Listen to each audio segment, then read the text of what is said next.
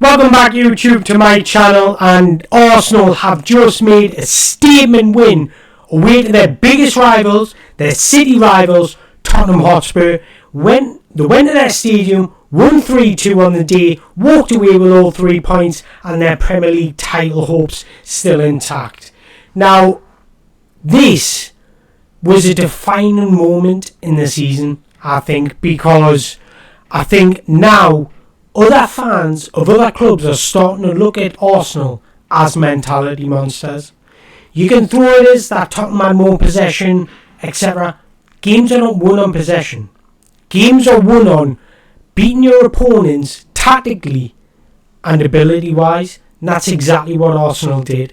Now, there is a reason why Arsenal have scored the most goals, but also conceded the least goals in the Premier League this season.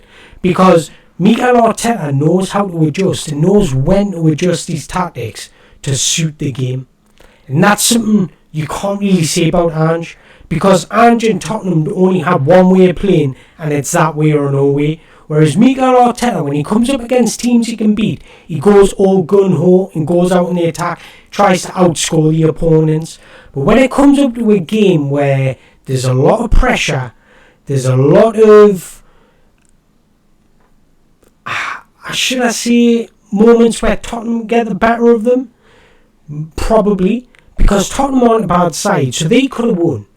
And Mikel Arteta knows that going into this game. So he is a little bit more pragmatic. He is a little bit more defensive and plays on the counter-attack. But that's what winning league titles is all about. That's what it's all about. These defining moments, these games of technically getting it spot on. And we've seen that in the numerous years with Pep Guardiola. He doesn't always play the same way. He doesn't always shape up his team the same way. He shapes up the team to nullify the opponents. And that's exactly what Arsenal did.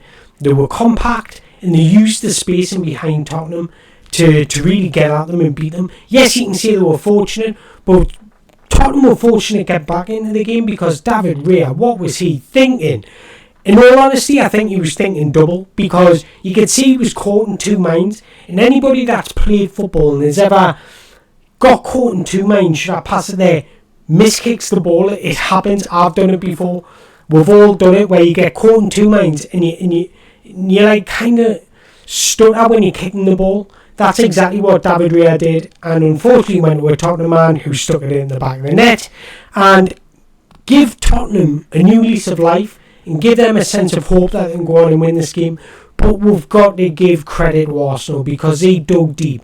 They were defensive. They were pragmatic. They seen the game out, and that's something we can't always say about Arsenal. Look back to last year. Last year they crumbled. And I hate using bottling, but I'm not going to use that word. I just think they were inexperienced. Whereas this year, you can clearly see that they've learned from that inexperience last year and brought it into this. And I'm not a Tottenham fan myself, but I respect football, and I respect players that play above their level to really aim and believe in themselves. And that's exactly what Kai Havertz is doing. Let's not forget, this man was getting laughed at as he walked out of Chelsea Football Club. He was getting laughed at. He was getting pelters left, right and centre, seeing he was not good enough for Arsenal, seeing he was never a £60 million player. For me, he was the best player on that pitch yesterday. I thought he was truly outstanding, and he stood out with a goal and an assist in the game. And without him, I actually don't think Arsenal win that game. I really don't. But we've got to talk about Ange and Tottenham, because they do only have one way of playing, and when they don't get that right, or when the opposition know how to counteract it, they haven't really got a plan B. Not once have I sat there this season and thought Ange has changed that game tactically for the better.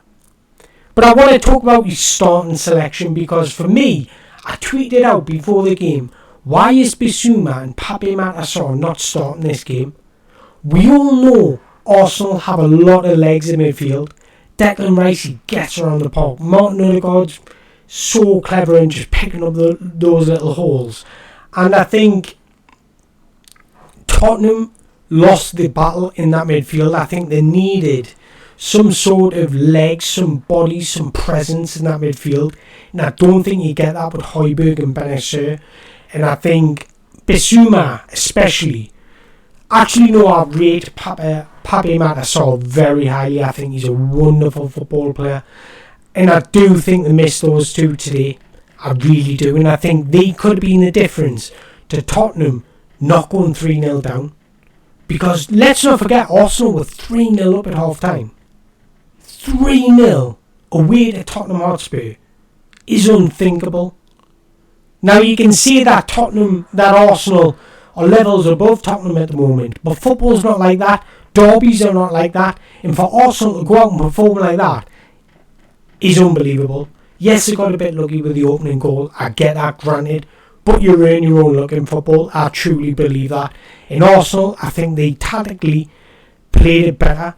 And I've seen a lot saying Tottenham were better on the day. But for me, the professionalism, the attitude, the tactics, and the clinical aspect of Arsenal was levels above Tottenham yesterday. That's in my opinion. I want to hear your opinion, so drop the comment in the below. But I thought this is a real big statement of Man City, because for me, I think Arsenal can go to Old Trafford and beat Man United. I think Man United are there to be beaten. Whereas when City go to Tottenham, it's kind of a psychological battle. If they get over that psychological battle, they beat Tottenham. But if they can't, like we've seen in previous years, then Tottenham can do a number on Man City. But will they want to? That's a fascinating thing about the Premier League this year. Because on one side, you've got Man City gunning for the Premier League title. But on the other side, you've got Arsenal fans supporting Tottenham to win this game. Whereas, are Tottenham fans even supporting Tottenham? This is crazy. And something we've not really seen in the Premier League. Because if Man City drop, I don't think Arsenal will drop any more points this season. You could probably look at that Old Trafford game and think that's going to be a sticky block. But if Man United play the way they did against Burnley, I can see Arsenal turn them over. But as we've seen against Liverpool, Man United do step up their game in these big occasions. So will that happen again? We'll have to wait and see. But for me, I think Arsenal, man, when you score the most goals and concede the least goals, you deserve to win the Premier League. But that just shows how good Pep Guardiola has got this steamrolling train Man City going. Because when a team has scored more than you, conceded less than you, and you're still favourites to win the Premier League title, just shows what a juggernaut you are.